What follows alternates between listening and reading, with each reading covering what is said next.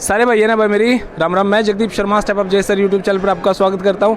भाई बड़ौदा में और यहाँ पे भाजपा कार्यालय, बड़ी आश्चर्यजनक बात मुझे आज लगी। यहाँ पर इतने सारे मुस्लिम इकट्ठे हैं और वो भी सारे लोकल के लोकल, लेकिन मेवात से आए हैं। साहब जी राम राम, अस्सलाम वालेकुम। वालेकुम सलाम। सर कैसे हैं आप?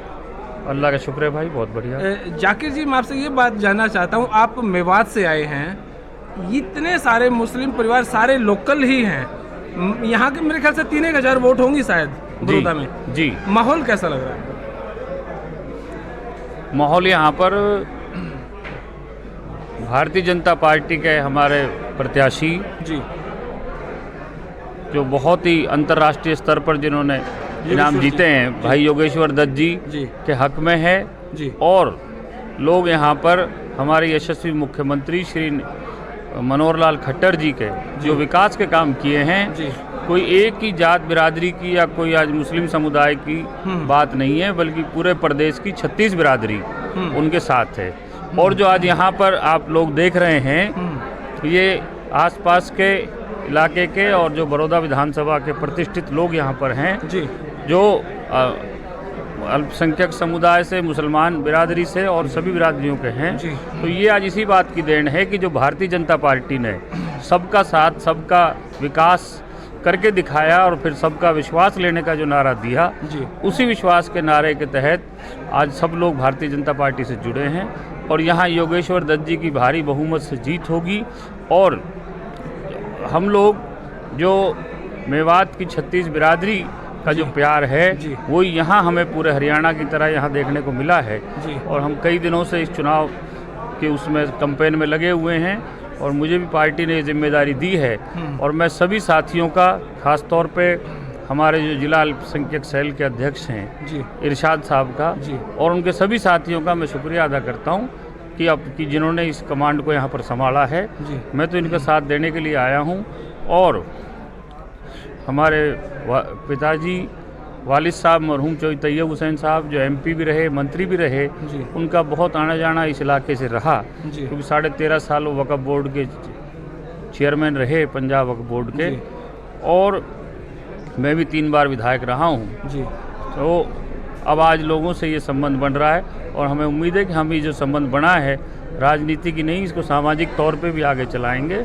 और क्षेत्र के विकास को तो भाई योगेश्वर दत्त जी देखेंगे ही, लेकिन अगर कोई काम हमारे लायक होगा तो हम भी इस हल्के के प्यार को देखते हुए हम भी इंशाल्लाह उसे करने की बात रहेगी। जाकिर साहब, मेरे को ये सुनने में आता था भाई बीजेपी तो सिर्फ हिंदुओं की पार्टी है, यहाँ पर मुस्लिम है नहीं, इस बारे में आप क्या कहना चाहेंगे? भारतीय जनता पार्टी ने ये मिथ्या कि एक ही जो धर्म की या एक ही समुदाय की पार्टी है, इसको उसने तोड़ के दिखाया है कि पिछले 6 साल में हरियाणा में जो, अगर उस लिहाज से आप देखें जिससे आप सवाल कर रहे हैं, तो जो मुसलमान या मेव बिरादरी का जो जहां 70% 80% जहां लोग रहते हैं जिला नूह के अंदर, जो विकास के कार्य हुए हैं, चाहे वो सिंचाई के हों, चाहे बच्चों को बिना भेदभाव के, बिना सिफारिश के, बिना रिश्वत के नौकरी देने की बात हो, चाहे और विकास की बात हो, तो पूरे हरियाणा में जिसमें पीछे नहीं बल्कि आगे रखने का काम किया है, तो वो किया है श्री मनोहर लाल खट्टर जी ने, जो हमारे माननीय मुख्यमंत्री हैं। तो उन्होंने इसको करके दिखाया है। तो उसी बात को देखते हुए मैं भी पिछले साल विधायक होते हुए मैंने इस्तीफ़ा दिया और मैं भारतीय जनता पार्टी में, जबकि चुनाव 6 महीने पड़े थे, मैंने उससे पहले जून में इस्तीफ़ा दिया और मैं उनके साथ इस लड़ाई में प्रदेश की प्रगति का जो कर रहे हैं उनका साथ देने के लिए मैं जुड़ा और मेरे साथ सभी लोग जुड़े और बहुत से हमारे नेता जुड़े। आज लोग भारतीय जनता पार्टी के कामों को देखते हुए कि जो सबको विश्वास लेके दे रहे हैं और अपना साथ लेके चल रहे हैं, माननीय मनोहर लाल जी के नेतृत्व में पूरे प्रदेश में 36 बिरादरी आज उनके साथ है और मुसलमान भी बढ़ चढ़ के पार्टी के साथ हैं। ऐसा सुनने में आया था मेवात के अंदर 26 या 29 व्यक्ति जेई लगे हैं पहली बार इस सरकार में। 26 या 29 नहीं, ये संख्या लगभग 40 के बराबर है। ओके, 40 मेवात से तो ज़्यादा लगे हैं, लेकिन जो मेव बिरादरी से या जो मुसलमान बिरादरी के बच्चे लगे हैं, जो मुसलमान हैं, वो पहली बार लगभग 40 के करीब आए हैं।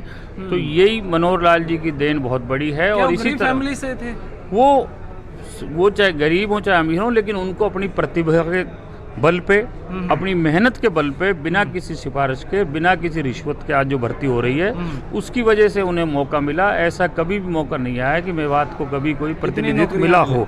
जबकि पिछले कांग्रेस के राज में आफ्ताब अहमद ट्रांसपोर्ट मिनिस्टर थे, जब भी इतने नहीं 10-15 बच्चे ही लगे थे, जबकि 1500 की भर्ती हरियाणा में हुई थी ड्राइवर कंडक्टरों की। तो आज आप देखें, इसी तरह चाहे ड्रेनों में पानी की बात हो, चाहे नहरी पानी की बात हो, चाहे पीने के पानी की बात हो, चाहे विकास की बात हो, आज 80,000 करोड़ रुपए का जो एक्सप्रेसवे बॉम्बे और यहाँ जा रहा है बड़ौदा को, वो मेवात से होकर निकाला है माननीय नरेंद्र मोदी जी ने, माननीय मनोहर लाल जी के आग्रह के ऊपर। और इसी तरह आप देखें KMP कंप्लीट करी है, जो कांग्रेस के राज से पहले बननी शुरू हुई थी और 10 साल जब अधूरी छोड़े रखी और उसको पूरा किया। आज रेलवे लाइन को सोनीपत से जो पलवल को जोड़ा है, तो उसमें मेवात को स्टेशन रखा है। मेवात को विकास जो में पिछड़ गया था, उसको भारतीय जनता पार्टी ने अपने साथ लेके चलने के नहीं, आगे लेने का काम किया है। तो ये जो माननीय मनोहर लाल जी का जो एक कदम है, उससे मुसलमान पूरी तरह आज भाजपा से जुड़ा है और भी ज़्यादा जुड़ने को उत्सुक है। आप नतीजे आएंगे जब देखेंगे कि बड़ौदा का जो मुसलमान या जिसको अल्पसंख्यक आप कहते हैं, किसी से पीछे नहीं रहेगा, भारतीय जनता पार्टी के साथ बढ़ चढ़ के वो वोट देगा। क्या आप भाजपा के साथ हैं जी? जी हाँ, इंशाल्लाह। जी हाँ, भाजपा के साथ है। भाजपा के साथ बिल्कुल जी, भाजपा के साथ। भाजपा के साथ बड़ौदा के अंदर हाँ जी, भाजपा के साथ हैं आप? भाजपा के साथ। खट्टर साहब सही काम कर रहे हैं? बिल्कुल सही कर रहा है। संतुष्ट हैं उनसे? अच्छे काम। धक्के से तो नहीं कह रहे ना? नहीं नहीं अच्छा, अपने परिवार से कोई नौकरी लगा है जी? नौकरियों का नहीं, हमारे परिवार से तो कोई नौकरी नहीं लगा, लेकिन हमारे सोनीपत जिले से जो है D ग्रुप की जो नौकरी निकली थी, उसमें से 4 गरीब परिवार के मुसलमान लगे हैं, 4। अच्छा, कभी ऐसे नहीं लगे, और अल्लाह का शुक्र है उनमें ना तो कोई सिफारिश थी और ना कोई रिश्वत थी। पहली दफ़ा से सोनीपत के जो है 4 मुसलमान D ग्रुप की नौकरी में लगे हैं। और दूसरी बात मैं बताता चलूँ, इलाके में पूरे जिला सोनीपत में जहाँ कब्रिस्तानों का मामला है या किसी मस्जिद का रोड़ा हुआ है, वहाँ रोड़ा उस टाइम हुआ माननीय मनोहर लाल जी जिस टाइम कांग्रेसी प्रधान रहे गांव में। बीजेपी का जहां प्रधान है वहाँ कभी रोड़ा नहीं हुआ आज तक। और अच्छा। हाँ, चाहे कुंडल का मामला ले लो। किसानों का मुद्दा आपके मेवात में कितना उठा हुआ है? किसानों का मुद्दा मैं ये समझता हूँ कि हमारी मेवात जहाँ पिछड़ी कही जाती है, इस समझदारी में सबसे आगे रही है। हमारी मेवात में ये किसानों का जो मुद्दा जो बनाने की कोशिश की गई है, क्योंकि ये कोई मुद्दा ही नहीं था, और जो इसको बनाने की कोशिश की गई इस चुनाव को देखते हुए, हमारे यहाँ तो 1% भी नहीं चला। क्योंकि जब लोगों ने ये देखा कि इसका सीधा पैसा लोगों को आ रहा है, और या जो लोग जहाँ कह रहे हैं तो जो आड़ती भाई है उनके खाते में जा रहा है, तो उस बात से कोई किसी को परेशानी नहीं है, पैसा मिल रहा है। और जिस तरह गवर्नमेंट ने किया है, उससे भी लोगों को सुविधा हुई है कि टोकन दे दिए कि भाई जो इसका नंबर आज है भाई आज ले आओ, कल है कल ले आओ, तो इससे फ़ायदा ही है। अब एकदम से कोई कमरा है उसमें जगह 10 की है, 100 घुस जाएँ, तो मंडियों में सुविधा उससे कम रह जाती थी, पेमेंटों में दिक्कत होती थी। अब सारी बात रही है, हमें ज़मीनी स्तर पे किसानों को इससे फ़ायदा हुआ है और इससे कोई नुकसान नहीं हुआ, और किसानों का एक दाने का भी कहीं नुकसान नहीं हुआ। मैं नूह में ही रहता हूँ जी, और मैं 3 बार मैं खुद विधायक रहा हूँ, बहुत चुनाव लड़े हैं, लेकिन इस तरह का कोई भी किसानों को हमें नुकसान कहीं भी नहीं दिखा, रत्ती भर भी। ये कोई राजनीतिक बात कहने की नहीं है, ये एक ज़मीनी हकीकत है।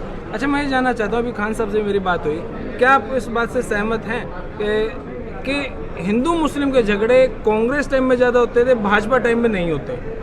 इस बारे से आप कितना सहमत हैं? देखिए, इस चीज़ के आंकड़े अगर हों, देखे जाए तो आंकड़े तो इस टाइम हम आपको पेश नहीं कर सकते, लेकिन मैं ये बात दावे से कह सकता हूँ कि जब कांग्रेस का राज था जी, और ख़ास तौर पे झगड़े ज़्यादा उत्तर प्रदेश में होते थे, तो उस टाइम मुसलमानों को PAC के थ्रू मार्फत ज़्यादा दबाया जाता था और पूरा प्रताड़ित किया जाता था, और हम बचपन से इन चीज़ों को देख रहे हैं। और आज भी हम देख रहे हैं कि भारतीय जनता पार्टी के राज में अगर कहीं कोई इस तरह की बात होती है, तो अपराधी या दोषी को सज़ा हिंदू या मुसलमान के तौर पे नहीं, अपराधी को अपराधी करके दी जाती है, जबकि पहले मुसलमानों के साथ भेदभाव किया गया है और दबाने की बात की गई है। तो मैं हमारे जो अल्पसंख्यक सेल के जिला अध्यक्ष हैं इरशाद साहब ने, इनकी बात से सहमत हूँ कि भारतीय जनता पार्टी के राज में मुसलमानों को ज़्यादा सेफ्टी मिली। अच्छा, एक लाइन में जवाब चाहूँगा, जो निकिता का एक हत्या हुई उसका कहीं ना कहीं जो दो लड़के थे वो आपके मेवात से ही थे, कहीं ना कहीं संबंध था, उस बारे में आप क्या कहना चाहेंगे? वो मेवात से ही नहीं है, वो मेवात के हैं और एक बहुत बड़े राजनीतिक परिवार से हैं जो कांग्रेस के आज विधायक हैं जी। उनके सगा चाचा के लड़के हैं जी। और वो परिवार एक है और उसमें जितना हम जानते हैं उससे ज़्यादा मीडिया इसमें बता चुका है कि उसमें सारी बात आपके सामने है कि उनको जो संरक्षण किसने दिया, क्या दिया, इसकी जो हरियाणा सरकार ने बाकायदा SIT गठित की है। जो 2018 में भी उसका कोई अपहरण करने की कोशिश हुई थी तो वहाँ से लेके हमें को पता नहीं था उसका, लेकिन वहाँ से लेके जो इस सब चीज़ की जांच करेगी।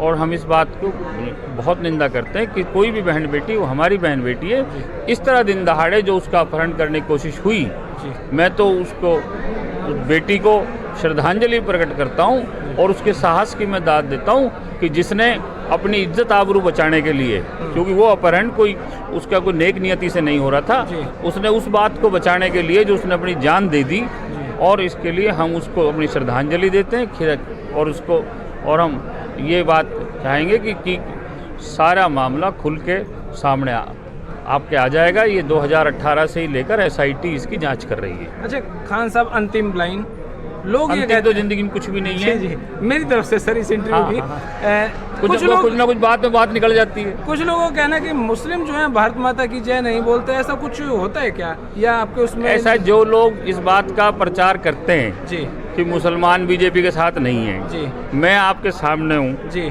100 साल पहले मेरे दादाजी MLA बने थे जी। 1962 तक वो रहे, 1926 में बने थे और वो सेंट स्टीफन कॉलेज दिल्ली से पढ़े थे जी। दिल्ली यूनिवर्सिटी से लॉ की थी, हाई कोर्ट में प्रैक्टिस करते थे जी। 1962 में मेरे वालिद साहब मिनिस्टर हो गए 25 साल की उम्र में जी। 2 बार MP रहे, 13.5 साल वक्फ बोर्ड के चेयरमैन रहे, तीसरी बार मैं MLA बना हूँ जी।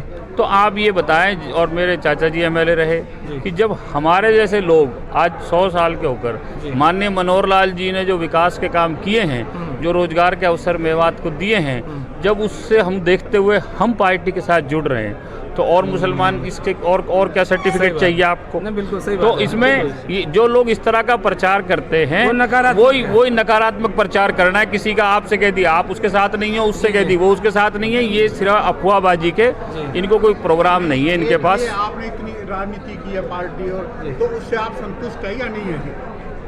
अब जैसे आपने साथ ये कांग्रेस का भी राज देखा और इनेलो का भी और अब भाजपा का, तो आपको इनमें से क्या डिफरेंस लगा कि कोई डिफरेंस है या सभी एक जैसी राजनीति? नहीं, मुझे इसके अंदर ये लगा, मैं आपको, क्योंकि मैं पंचायती आदमी हूँ, 36 बिरादरी ने चौधरी की पगड़ी मुझे बांधी है और मैं कोई गलत बात कभी नहीं कहता। चाहे मैं इंडियन नेशनल लोकदल में था तब भी मैंने विधानसभा में भी ये कहा था। आज पार्टी की बात नहीं है, बात उसकी है कि माननीय मनोहर लाल जी जो हमारे यशस्वी मुख्यमंत्री हैं, उन्होंने जो पूरे प्रदेश को लेकर, मैं 2014 से मैंने देखा जब वो पूरे प्रदेश को लेकर चले और पूरी 36 बिरादरी को लेकर चले, तो मुझे उनसे बढ़िया मुख्यमंत्री इस प्रदेश में आज तक मुझे कोई नहीं लगा। और इसीलिए उनकी वजह से और भारतीय जनता पार्टी ने इसको करके दिखाया है कि सबका साथ, सबका विकास और सबका विश्वास के नारे को उन्होंने चरितार्थ करके दिखाया है। इसी वजह से मैं भारतीय जनता पार्टी के सिपाही के तौर पर, कार्यकर्ता के तौर पर आज आपके सामने हूँ। चलो, बहुत बहुत शुक्रिया। एक नारा लगा लें सर, भारत माता की जय, भारत माता की जय। धन्यवाद।